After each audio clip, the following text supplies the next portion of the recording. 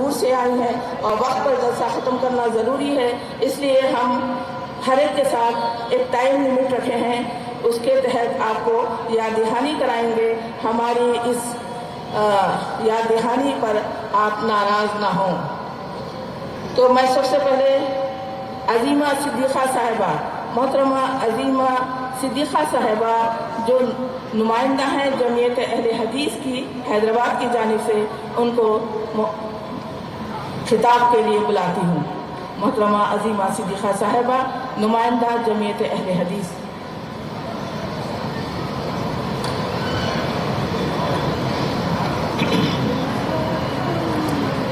اعوذ باللہ من الشیطان الرجیم، بسم اللہ الرحمن الرحیم۔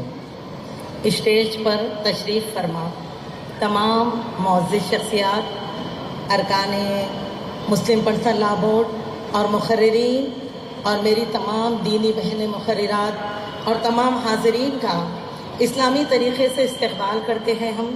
السلام علیکم ورحمۃ اللہ وبرکاتہ۔ الحمدللہ رب العالمین والصلاة والسلام علی رسولہ الکریم، اما بعد۔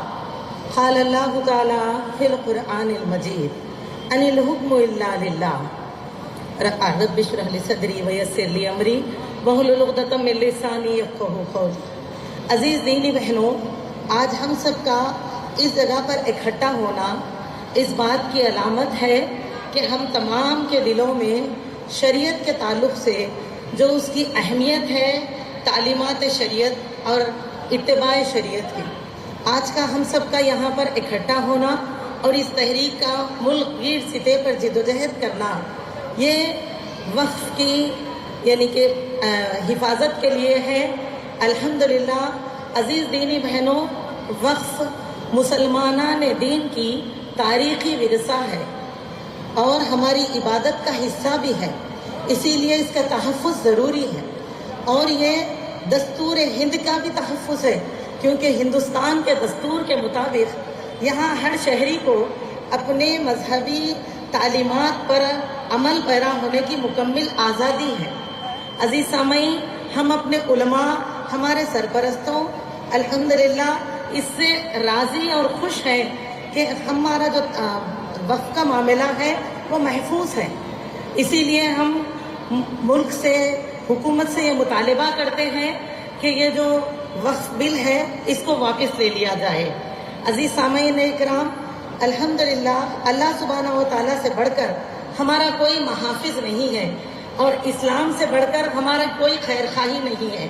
جب ہم اللہ سے راضی ہے اور اسلام سے خوش ہے تو پھر ہم اس جو بدلتے ہوئے قانون کو ہم ہرگز بھی قبول نہیں کریں گے، لہٰذا ہم اس کے خلاف یہ آواز اٹھاتے ہیں کہ ہم اس قانون کو کسی حال قبول نہیں کریں گے، اور ہندوستان سے یعنی حکومت ہند سے ہم اس کا مطالبہ کرتے ہیں کہ اس بل کو واپس لے لیا جائے۔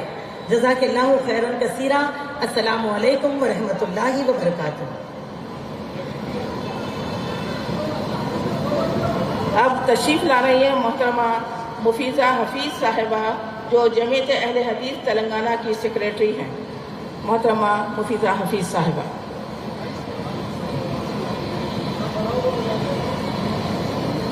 نحمدہ ونصلی علی رسولہ الکریم، اعوذ باللہ من الشیطان الرجیم، بسم اللہ الرحمن الرحیم۔ ربی اشرح لی صدری ویسر لی امری واحلل عقدۃ من لسانی یفقہوا قولی۔ السلام علیکم ورحمۃ اللہ وبرکاتہ۔ ان اللہ یحب الذین یقاتلون فی سبیلہ صفا کأنہم بنیان مرصوص۔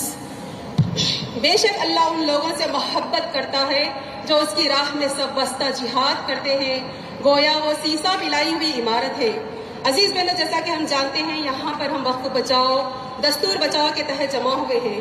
وقف دراصل اپنی کسی قیمتی شے کو، جیسے کوئی زمینات ہے، کھیتی باڑی ہے، جائیدادیں ہیں، مکانات ہیں، دکانیں ہیں، ان چیزوں کو اپنی ملکیت سے ہٹا کر اللہ کی ملکیت میں دے دینا، یعنی اللہ کو اس کا مالک بنا دینا اور اس کے فائدے کو فی سبیل اللہ کر دینا، یعنی ضرورت مندوں، محتاجوں، رشتہ داروں، گردن آزاد کروانے کے لیے، مسافروں وغیرہ میں اس کا پیسے کا استعمال کرنا۔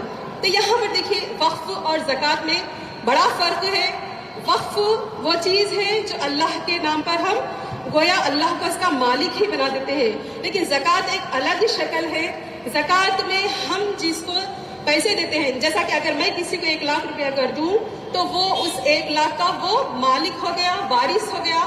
وہ چاہے تو وہ اپنے پیسوں کا وہ خود استعمال کر لے یا اپنے رشتہ داروں کو دے دے یا اس کو وراثت بنا کے تقسیم کر دے، وہ کچھ بھی کر سکتا ہے. یہاں پر ہم اور آگے بڑھیں گے. وقف کا حکم مستحب ہے، لیکن نظر اگر مان لیں تو وہ واجب ہو جائے گا. وقف دیکھیے صدقہ جاریہ میں سے ایک ہے، جیسا کہ صدقہ جاریہ یعنی انسان کے مرنے کے بعد بھی جو اجر قائم رہتا ہے، اس میں سے دیکھیے ایک اولاد ہے، ایک علم ہے اور ایک ہے صدقہ جاریہ، یعنی جو چیز ہمیشہ قائم رہتی ہے اس چیز کا انسان کو زندگی میں بھی اور مرنے کے بعد میں بھی اس کا اجر ملتا رہتا ہے. اسلام سے پہلے بھی وقف ہوتے رہے، جیسے ابھی آپ نے سنا ہے. اسلام کے سب سے پہلے واقف ہمارے نبی کریم صلی اللہ علیہ وسلم خود ہے. آپ نے اپنی پاس سے پیسے ادا کر کے اس زمین کو خریدا تھا جو مسجد نبوی جہاں پر بنی، اور اس کے بعد حضرت عثمان رضی اللہ تعالیٰ عنہ سے فرمایا کہ آس پاس کی یعنی اس سے متصل جو زمینیں ہیں اس کو خرید کر اس مسجد نبوی کی توسیع کیجیے. چنانچہ آپ نے دیکھا ہوگا، سنا ہوگا کہ حضرت عثمان رضی اللہ تعالیٰ عنہ بہت زیادہ، یہاں تک کہ بہت زیادہ وقف کیے ہیں، جس میں کنواں ہے بیر روما. اور دیکھیے آج تک بھی حضرت عثمان رضی اللہ تعالیٰ عنہ کے ٹرسٹ چلتے ہیں اور ان کے نام کا بینک پہ کھاتا بھی چلتا ہے اور ان کے نام سے ابھی تک کرنٹ بل بھی دیا جاتا ہے. اس کے بعد ہم حضرت عمر رضی اللہ تعالیٰ عنہ کے تعلق سے بھی ہم دیکھیں گے. جب خیبر فتح ہوا تو حضرت عمر رضی اللہ تعالیٰ عنہ کو ایک بہت بڑی زمین ملی. آپ اس کو اللہ کی راہ میں دے دینا چاہ رہے تھے، لیکن آپ صلی اللہ علیہ وسلم نے جب مشورہ کیے تو بتایا آپ صلی اللہ علیہ وسلم کہ اس کو اللہ کے نام پہ روک دو اور اس کے فائدے کو فی سبیل اللہ کر دو. لن تنالوا البر حتی تنفقوا مما تحبون، جب یہ آیتیں نازل ہوئی اس کا مطلب یہ ہے کہ تم نیکی کے درجے کو پہنچ ہی نہیں سکتے جب تک کہ تم اپنا پسندیدہ مال اللہ کی راہ میں خیرات نہ کر دو. اس بنا پر صحابہ کرام کی کثیر تعداد نے اپنے مالوں کو وقف کیا ہے، جن میں سے حضرت ابو طلحہ نے اپنا قیمتی باغ جو انہیں بہت زیادہ پسند تھا، باغ بیرہا، اس کو اللہ کے نام پہ وقف کر دیا. اللہ چاہتا ہے کہ بندے خرچ کرے.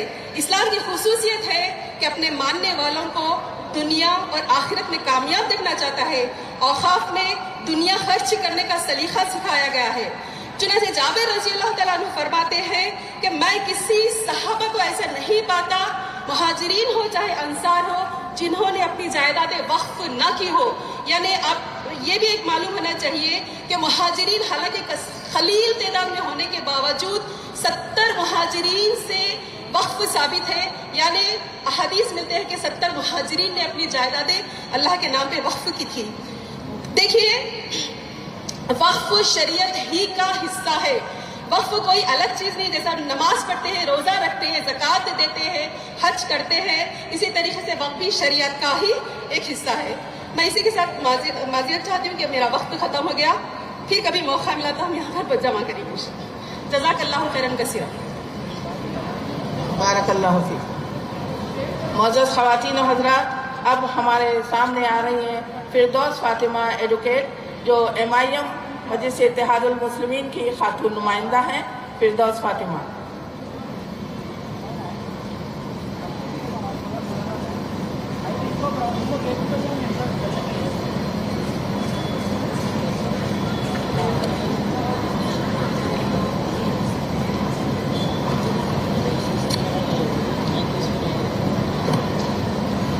اعوذ باللہ من الشیطان الرجیم، بسم اللہ الرحمن الرحیم.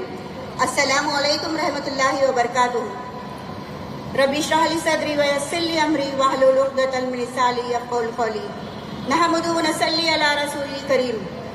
معزز مقررین اور عزیز بہنوں، آج ہم یہاں پر وقت بچاؤ دستور بچاؤ تحریک انصاف کی جدوجہد کے لیے جمع ہوئے ہیں.